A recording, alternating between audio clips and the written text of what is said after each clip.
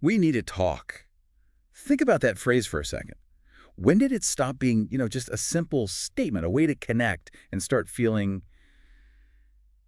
a bit like a threat? That's a really good point. Seriously, you walk into an internet cafe or maybe a bar these days, screens everywhere, right?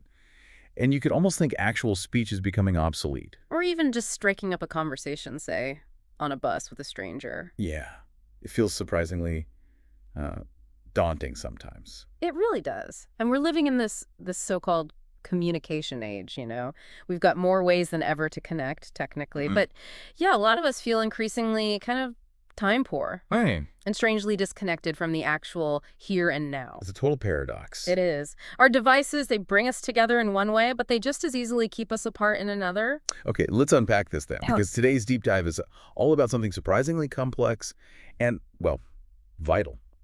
The neglected art of conversation. Yeah, the material we looked at makes a strong case that we're actually losing one of life's really great and useful pleasures. So our mission for you today is to explore why. Why, in this age of constant pings and notifications, does our communication often feel less meaningful? And what are we losing? What are we sacrificing? And importantly, how can mastering this really ancient human technology, how can it genuinely enrich your life, boost your brain power even? And maybe even make you more successful. Absolutely. So let's dive right into that central irony. We're like BlackBerries. Remember those? Yeah. Barely. And now, what, 3 billion mobile phones globally? Yeah. Ever-growing ways to keep in touch. But like you said, people feel time poor, cut off from the present. What's the deeper thing happening there? Well, what's really fascinating is how the source highlights face-to-face conversation, the core of human interaction for literally thousands of years. Yeah. It's being pushed to the sidelines. And this kind of interaction, it has this unique power. It can sort of slow and enrich the passage of time, really root us in a shared moment. An irreplaceable kind of presence. Yeah. Exactly. And when we lose that, it gets replaced by something much more fleeting, less substantial. And the ripple effect on society seems profound.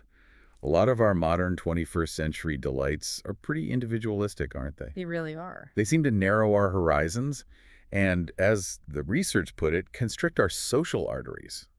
Wow, that's a powerful image. It is. Like the vital channels for community, for interaction are getting narrower. It reminds me of that quote from Matthew Taylor at the Royal Society of Arts.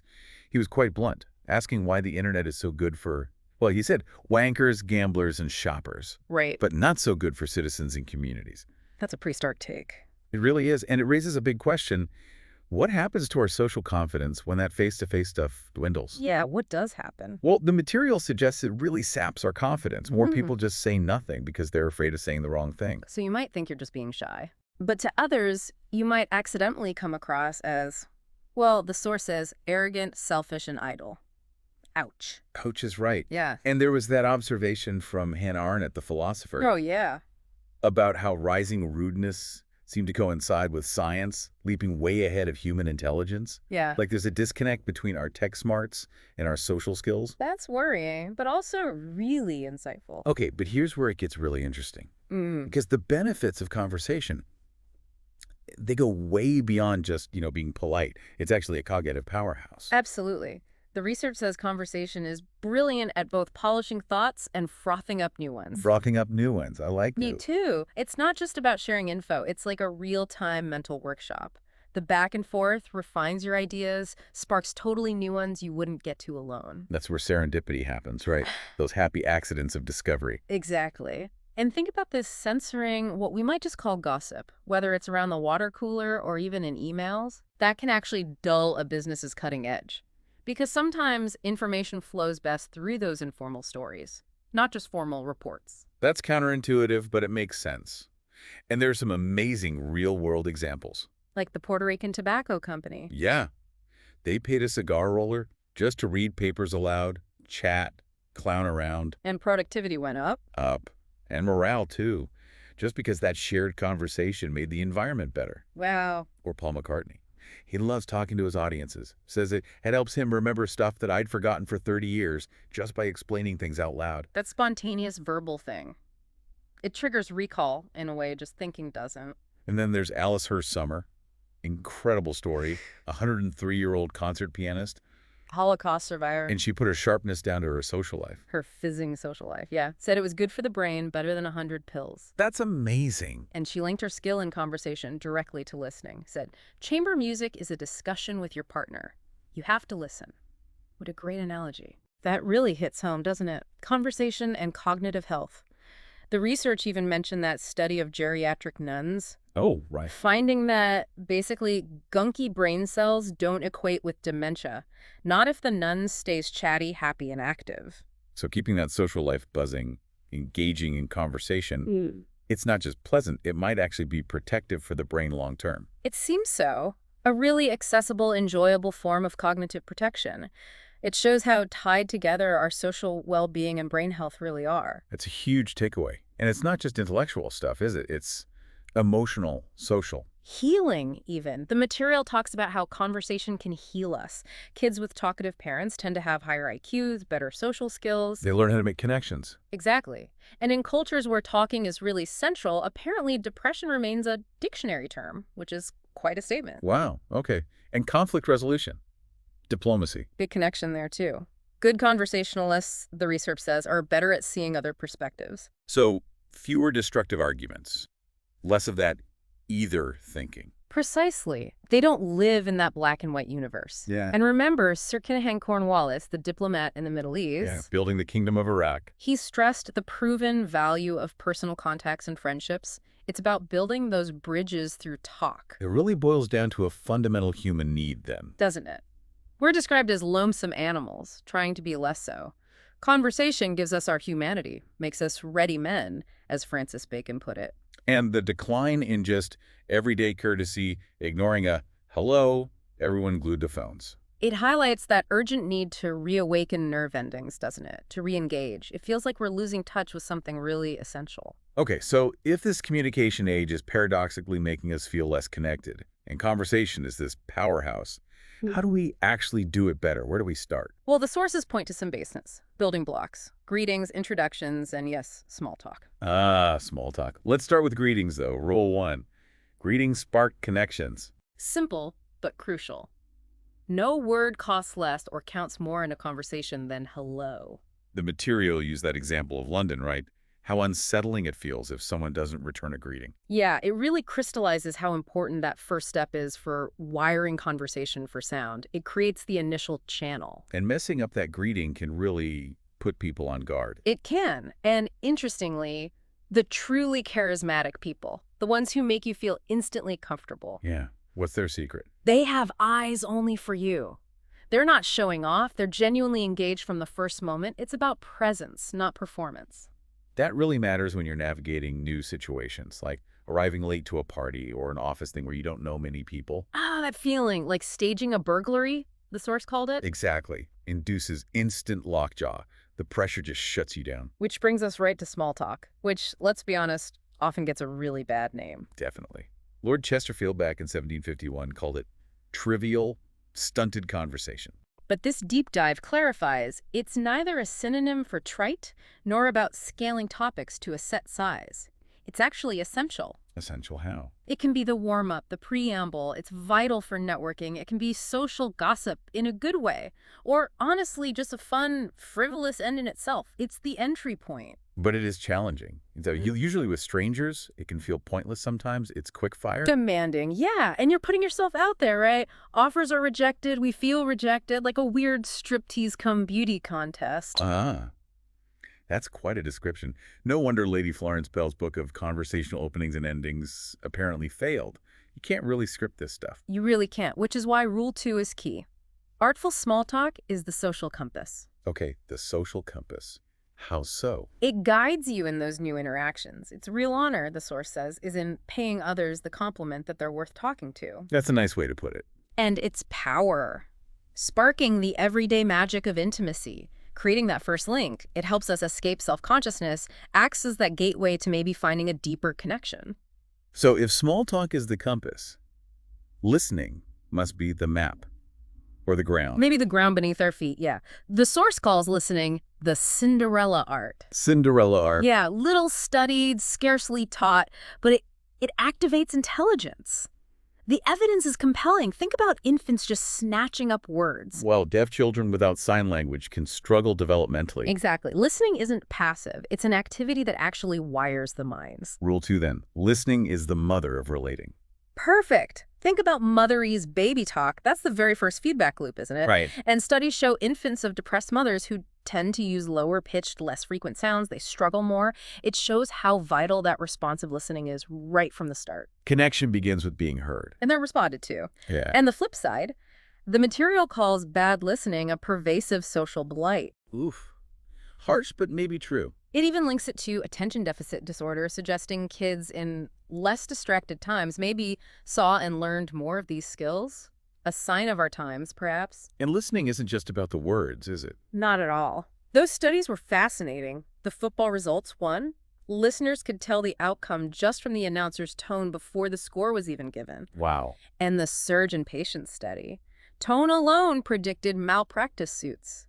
Not the words, the tone. That's incredible. It really shows how listening binds people to us. It really does. And here's a mind bender. Rule 3.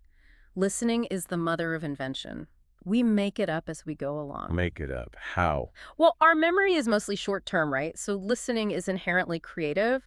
We're constantly interpreting, filling blanks, constructing meaning. Like those historical examples, Henry II and Thomas à Becket. Exactly. A rhetorical question leads to murder.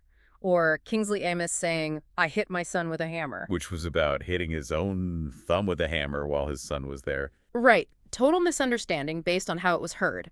Shows how much meaning is created or lost in the listening. So how do we actually do it? How do we listen actively? Okay, some practical tips from the source. Physically, face the speaker, make eye contact, nod, smile. Let your face show you're engaged. Show, don't just tell. Exactly. Audibly, use those little encouragers like, "Wow, really? You didn't," when they fit naturally. Like verbal nods? Kind of. And here's a controversial one. Challenge.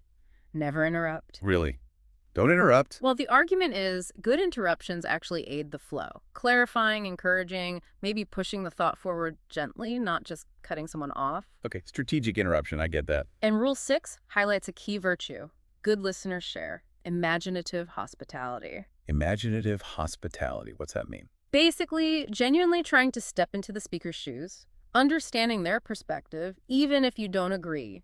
Deep empathy. And while experts like therapists are great ear givers, the source notes that exchanges with friends offer something different, that mutual back and forth. Right, it's not a one-way street. And we have to watch our biases. That quote, "What you are sounds so loudly in my ears that I can't hear what you say." Powerful. It's a reminder to try and reserve judgment. Really try to be open. And Rule 7 was about the emotional line. Trace the emotional line of expression. Hear what people are really saying, not just the words they're using. Pay attention to tone, pitch, body language, all those nonverbal signals. It's like reading between the lines, but with sound insight. Exactly, and be careful of sympathy shutters. Sympathy shutters. Love that term. Isn't it great? Phrases that sound supportive but actually shut down the conversation, like, Right. "If I were you," which shifts focus, or even sometimes a flat, "That's awful," can just stop the flow. So what works better? The source calls them handy water treaders. Things like, "That must have been hard." They acknowledge the feeling but keep the door open for more sharing. Keeps the conversation afloat. Nicely put. And finally, don't forget the genius of silence. Andy Warhol. Yeah, he was apparently a master listener, just sucked it all in and made a point of never saying too much. Sometimes the best thing you can do is just be quiet and let the other person fill the space. Cherish silence. Okay, moving on from listening, finding your topic, and maybe wrangling boredom, which happens. Definitely happens. So topics, they aren't fixed abstract nouns with capital letters, right? They're fluid, they change. Like Queen Victoria using expedient dullness to put off suitors. Exactly. Or your granny talking about babies and the price of fish. Context matters. And those old rules, no war, politics, money, sex, God, death. Pretty much out the window now, aren't they? Mostly, yeah. So, rule 1, good topics create talk. They need to have legs, sprout fresh points, otherwise the conversation just fizzles. The fragile ecosystem quonks out. Yeah. And rule 2, topics are unstable mixtures of attitude and subject. They change as they pass from person to person. They evolve. And Rule 5 actually suggests questionable subjects' whet appetites. A little bit of edge helps. Seems so. Without some border skirmishes, some daring, it can get pretty bland. It needs that spark. So what are some common topics? The source had a kind of menu. It did. Things like local news gossip as social glue, basically. Current affairs, though you risk compassion fatigue if it's always heavy. Personal problems. Oh. Complaining as an art in Turkey, apparently. Ha, yeah. Then the dearly beloved babies, pets, romance. Though sometimes the owners are lovers of the problem, not the topic itself. Been there. Hobbies and interests are usually safe. Generally good, yeah. Right. Enthusiasm breeds enthusiasm. Immediate surroundings, common ground, but you need to be a bit imaginative. And talking about the other person. Yeah. Talk to a man about himself. And he will listen for hours. Disraeli, wasn't it? Good advice, but don't get too personal too quickly. Respect boundaries. So how do you pitch a topic effectively? Voice helps. Pitch, volume often rise naturally when you're excited. And adding a tinct of secrets hidden, details forbidden, that always helps. Intrigue. A little mystery. Exactly. And surprisingly, Rule 4 says, dare to be conventional. Conventional, really? Yeah, embrace the obvious sometimes. Platitudes, local knowledge, common ground is often the best starting point before you get more adventurous. Okay, now, boredom. We've all been there, inflicted it, suffered it. Oh, yes. Two main causes, right? Too much of the same or just too little engagement. And the source identifies types. The demolition ball bore. High ego finds objection in everything, loves to argue, And the unsolicited expert. knows everything, about everything, and needs you to know it too. So boredom is like a conflict of interest played out as a hostage situation? Great description, isn't it? A deficit between the attention a speaker demands and the interest he commands. An imbalance of conversational power. So how do you wrangle it if you're stuck? Rule 1, read the listener, watch for the signs, monosyllables, glazed eyes, subject changes, silence. Okay, spot the boredom. Then what? Tactics, scavenge for material. Look around, recall something recent, anything to shift gears. Like courtiers finding topics for royalty. Be resourceful. And Rule 6, watch the waffle. Check yourself. Are you being the bore? Avoid being self-obsessed. Good point. And you can attack a monologist's monoculture with a virus. A fresh idea. Inject something new. But maybe boredom isn't always bad. Right. Adam Phillips suggested it's a developmental achievement. Right. It challenges our constant need to be amused.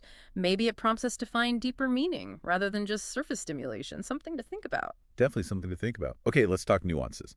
Difficult conversations. Humor, for instance. Ah, humor. The electricity of intimacy. Nice. Helps us forget ourselves, braces emotional suspension, exercises minds, garnering friends and power. It does a lot. It really does. And Rule 1, laughter is a social organizer. It's punctuation, shades approval, builds rapport, signals topic shifts. It's more than just funny. Much more. Though, as a source cheekily notes, the easiest way to make people laugh is be their boss. Huh?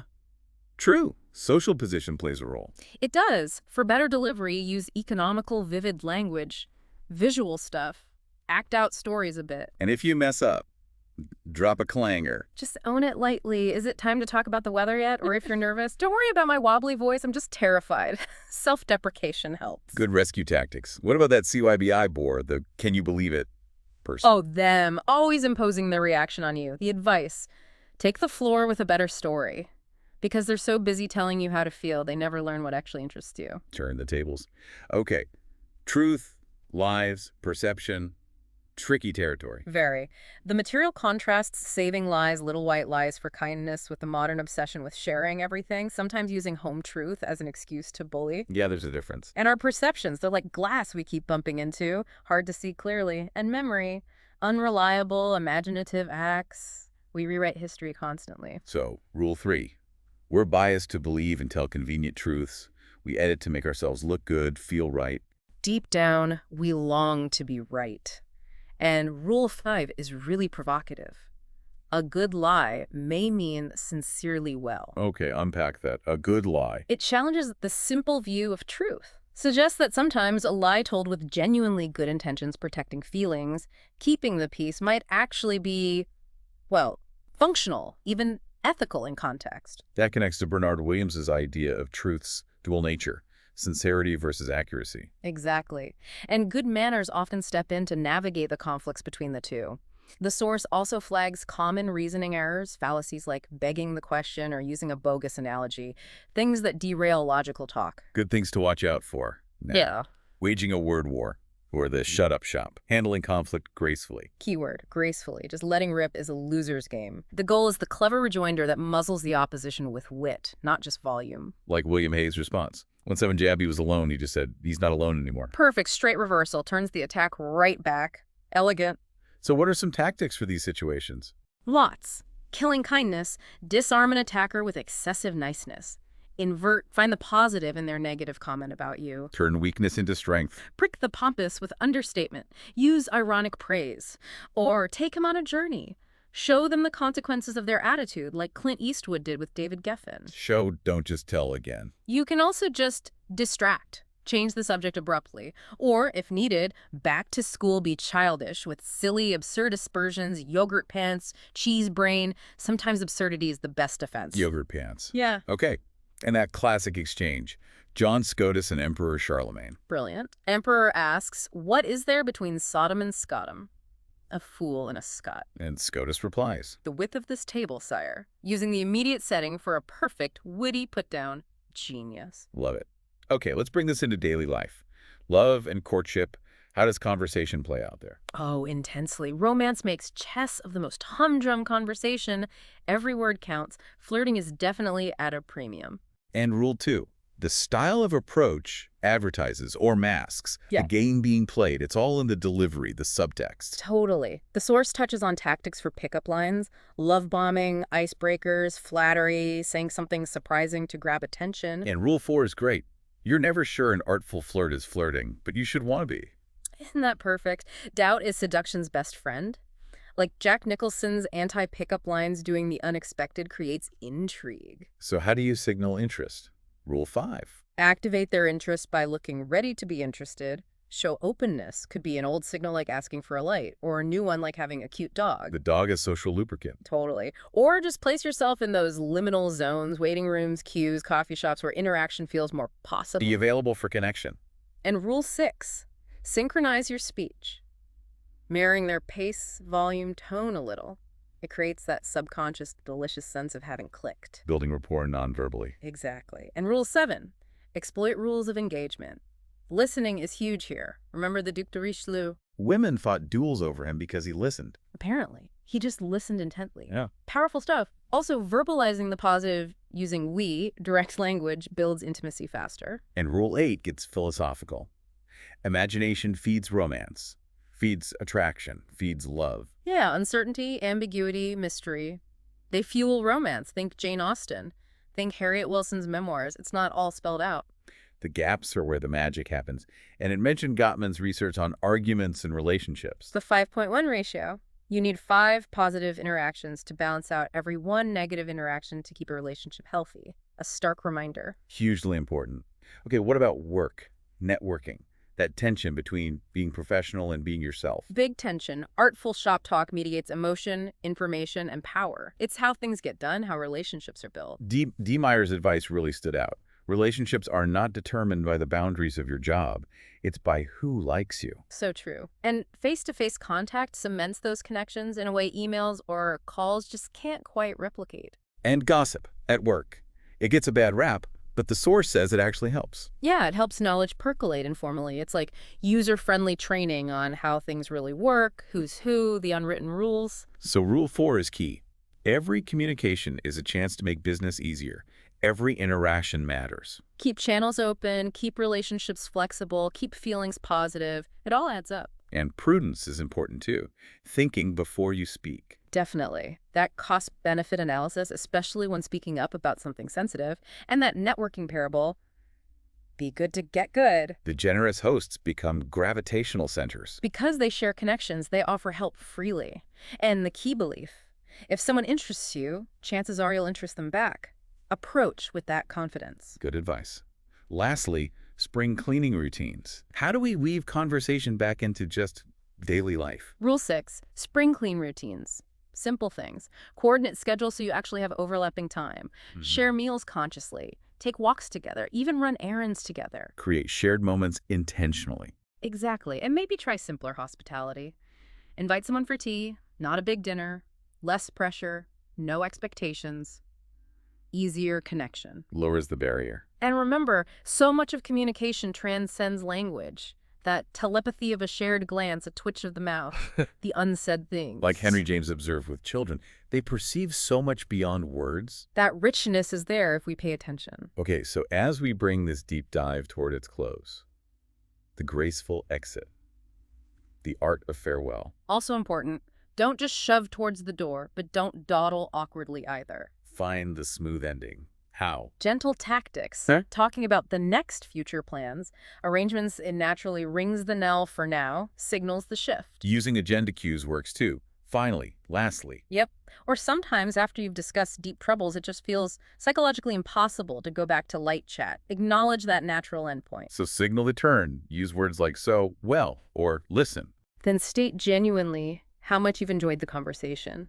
And remember La Bruyere's line, knowing when to leave is an art that vain men rarely acquire. It's that final touch of grace. A perfect place to start wrapping up. So to recap this deep dive conversation, it's this vital, often neglected art form. Absolutely. A really powerful tool for connection, for thinking things through, for our overall well-being. It's much more than just being polite. It's profoundly beneficial, and hopefully you listening now have some fresh insights into how it works, its mechanics, and some practical ideas for applying them in your own life. The material argues quite compellingly, I think, that far from being behind technology, maybe we're actually beyond it, or need to be. So we'll leave you with a final thought to mull over.